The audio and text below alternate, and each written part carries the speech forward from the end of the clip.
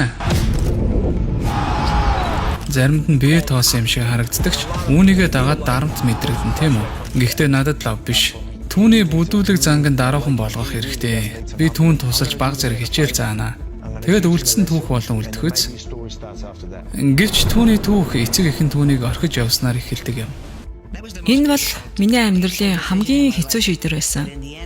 Гэвч эцэст нь би хүүхдүүдэд явах ёстой гэсэн хэцүү шийдвэрээ хэлсэн. Эхэндээ надад хамгаалт өгж байгаа хэцүү байсан. Мэдээж 8 настай хүүхдийн аврагч нь түүний эцэг эхэн л байдаг шүү дээ. Гэвч хэдэн жилийн дараа Иля яагаад эцэг эхэн орхисныг ойлгодог юм. Манай хоёр ихч эцэг эхийн үргийг гүйцэтгэж байлаа. Эцэг эх маань орхиод явхад хоёр дүүгээ харж хандах хариуцлага над дээр ирсэн юм. Тэр хоёрыг орхиос өмнө түүний эцэг эхэн тэр хоёрыг бүхий секцэнд явуулдаг байсан. Ах 2 хамтдаа дэрсгэн өссөн болохоор хоорондоо дандаа зодтолдог байсан. Бид хоёр өдөр болгон бараг зодтолдог байлаа. Бодомжинд дөө. Тийм ээ, годомж сургуул гээд. Тэд эхэлдэг байсан уу, хоёр эхэлдэг байсан уу? Үнэн дээр би дээрлэх хүүхдүүдэд дургүй байсан. Сул дорой хүүхдүүдийг дээрлэхдэг хүүхдүүдийг үзэн яддаг байсан. Ах бид хоёр сургууль байхдаа бусад хүүхдүүдээс хоол очиж бүхий бэлтгэлээ хийж техникээ давтдаг байсан. Манай багш ч гэсэн чөлөөт бүхий дасгалжуулагч байлаа. Манай ахыг барилдаж байхыг хараад биднийг бүхий секцэндээ хичээлхийг урьсан юм. Хүүхэд байгаасаа маш олон тэмцээнд ордог байсан. Өрсөлдөөн ширүүн байсан ч ахыг маань барах хүн бараг байсангүй. Миний зорилго авраг болохоос илүүтэйгээр дүүгийнхээ өрсөлдөгчдийг буулгаж авах байсан.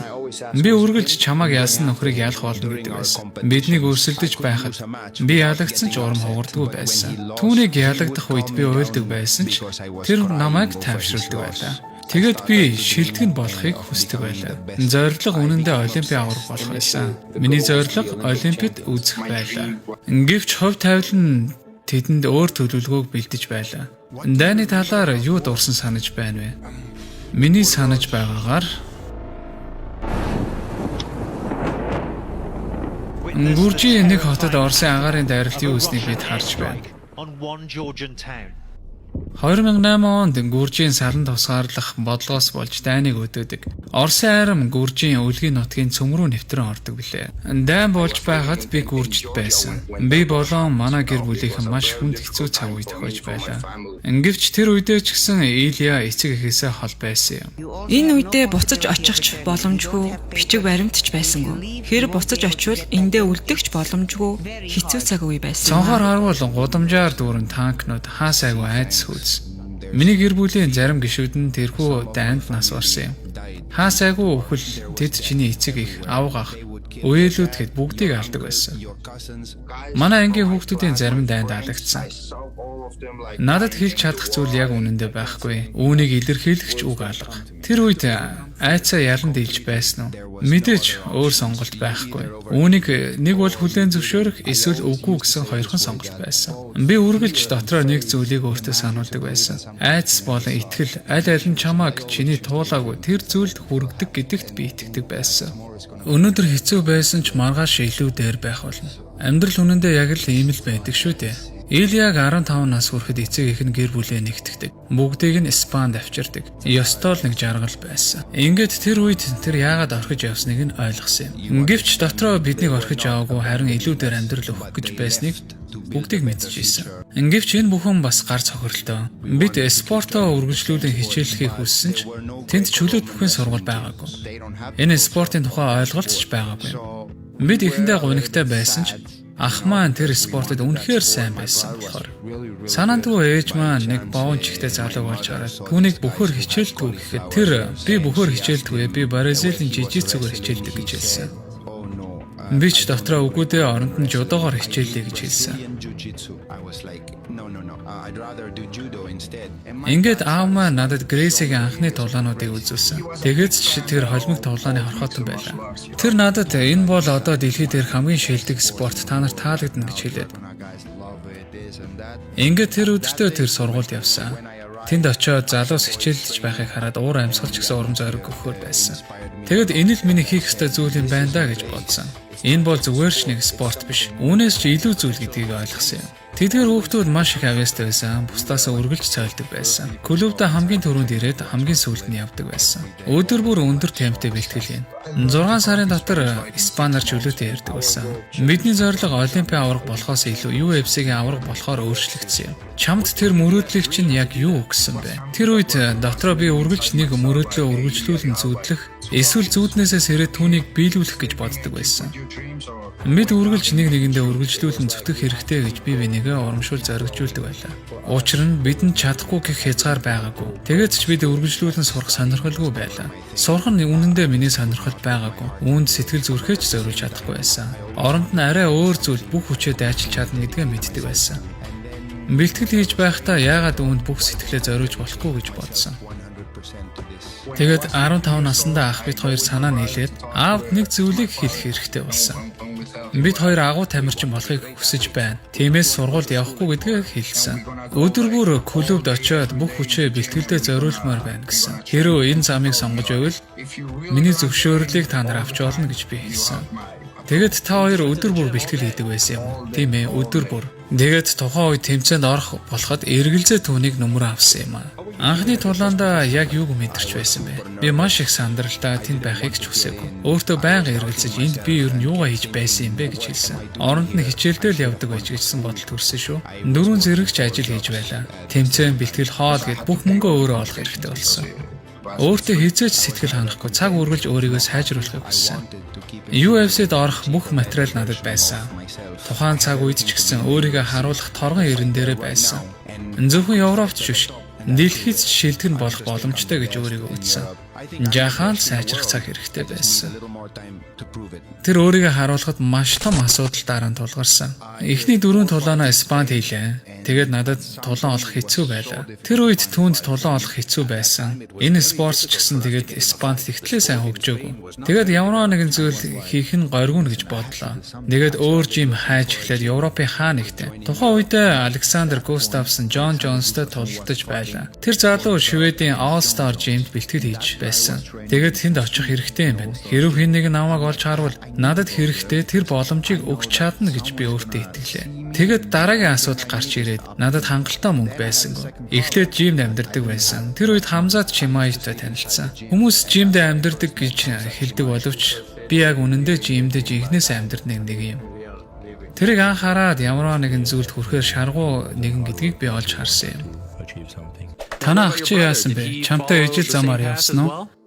2015 оноос хойш би өөрийн дүү болох Иля Топурагийн дасгалжуулагч болсон. Ах чинь чиний төлөө өөрийнхөө карьерийг золиослж байна гэж хүмүүс хэлдэг үү? Хийж байгаа бүхэн минь гэр бүлийнхээ төлөө. Өөрийнхөө карьерийг хойш тавих ёстой бол би гэр бүлийнхээ төлөө юу ч хийхэд билээ. Хэрвээ миний дүү надаас дээр бол би түүний төлөө маш их баярлана. Түүнийг авраг болгохын төлөө би бүхнийг хийнэ. Хизээ нэгэн цагт хүмүүс түүний нэрийг агуу Илия гэж дуудах хүртэл энэ бол миний хүсэж буй зүйл. Энэ бол миний зорилго юм. Ингивч тэрхүү боломж нь түүний амьдралын хамгийн доор нөхцөлд ирсэн юм. Ингийн нэг өдөр гэрт байж байхад миний менежер надад чи 8 өдрийн дараа UFC-д толдоход бэлэн үү гэсэн. Ковид туснаас хойш 3-7 хоног бэлтгэл хийгээгүй байлаа. Бэлтгэлгүй ханиадтай байсан. Юу ч өнөрлөхгүй надад хэцүү байлаа. Маш их ядарч алхаж чадахгүй байсан. 12 кг-ыг хасах ёстой байсан ч надад ямар ч эргэлзээ байгаагүй. Миний цаг үе ирсэн байлаа. Тэгээд би өөртөө ийм боломж өдөр бүр ирдэггүй гэж хэлсэн. Ялангуяа ийм боломж. Энэ бол миний мөрөөдөлтөө чадах бүхнээ хийн гэсэн итгэл байсан.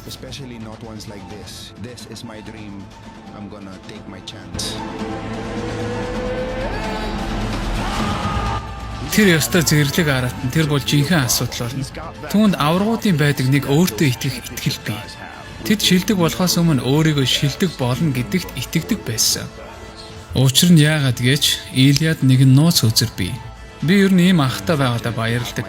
Миний өрсөлдөгч бүрийн тулааны хэв маягийг яг дуурайж хэд дахин хурцтайгаар надтай бэлтгэл хийдэг. Тиймээс ялагдах бараг боломжгүй болгодог юм.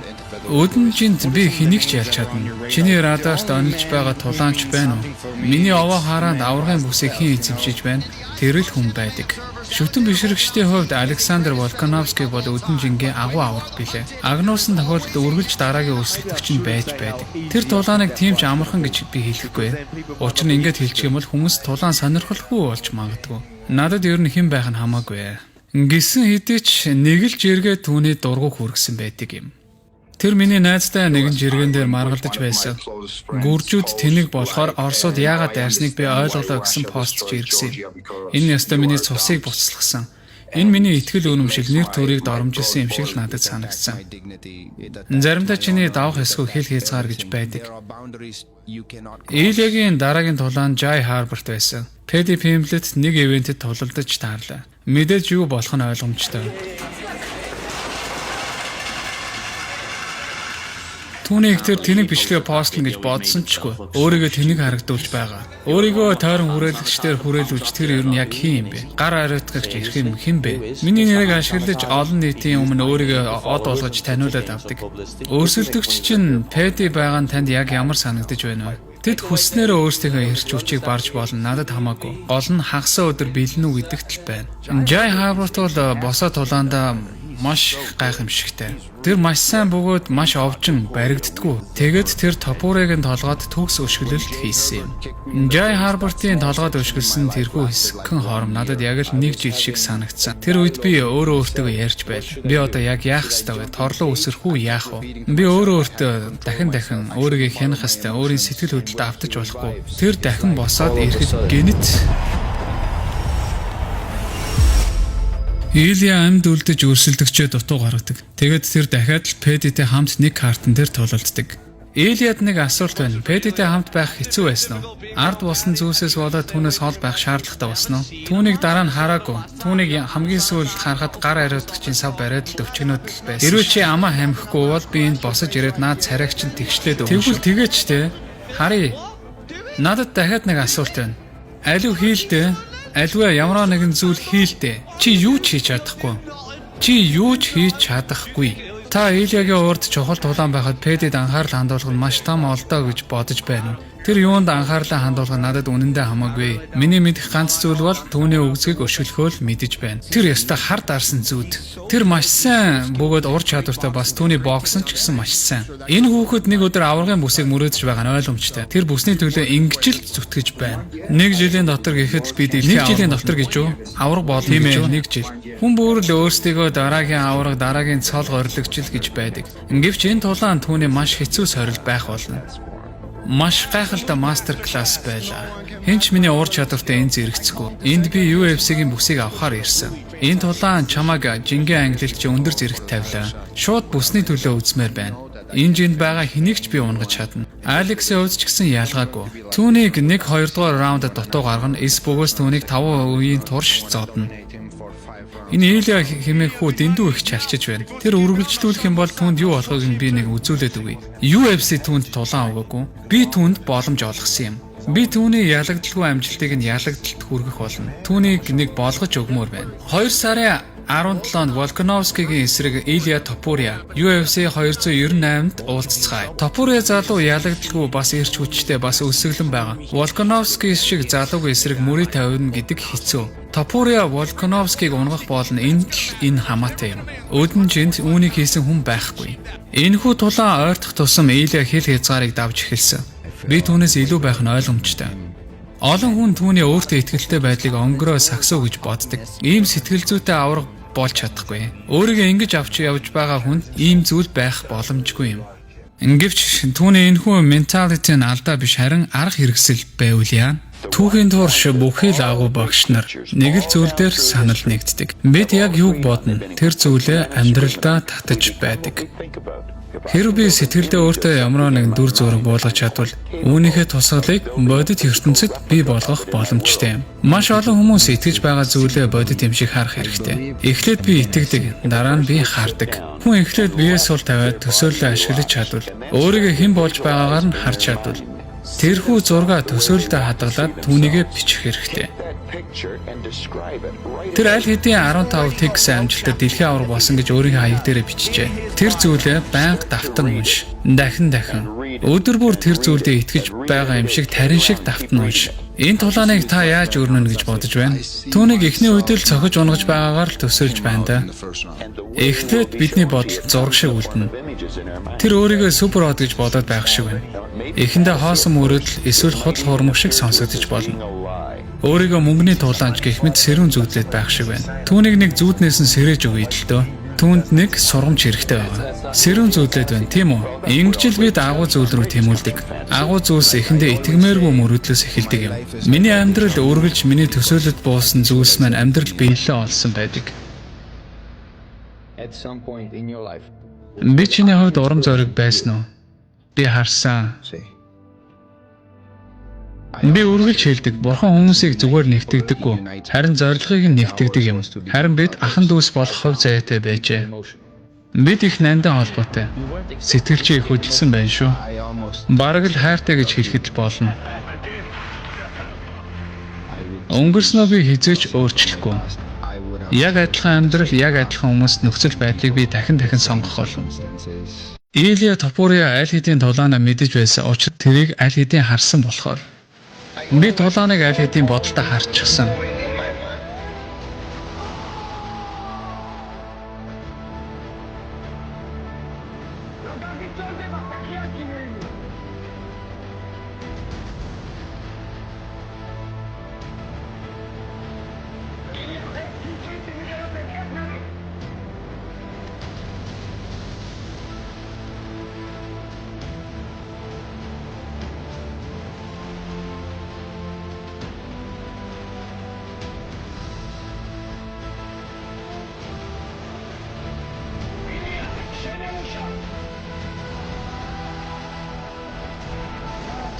Чиний хаанаас ирсэн ч хамаагүй, харин хаа хүрэх чинь хамгийн чухал юм.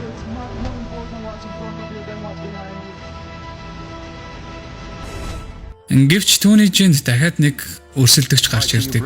Танаа ах чинь UFC-д гэрээ хийсэн. Энэ хүрэх гэж их хол зам тууллаа. Гэсэн ч би үргэлж бэлтгэлтэй байсан.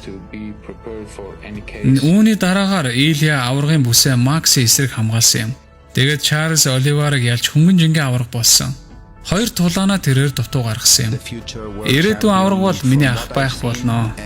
Илиягийн хуучин клубын хамтрагч ч гэсэн дунд жингийн аварга билээ. Бурхантай тохиролцож хувь заяа гартаа авсан түүний итгэл үнэмшил түүний алсын хаараа зоригтой өргөтөнд тусалжээ. Ирээдүйд харин яах бол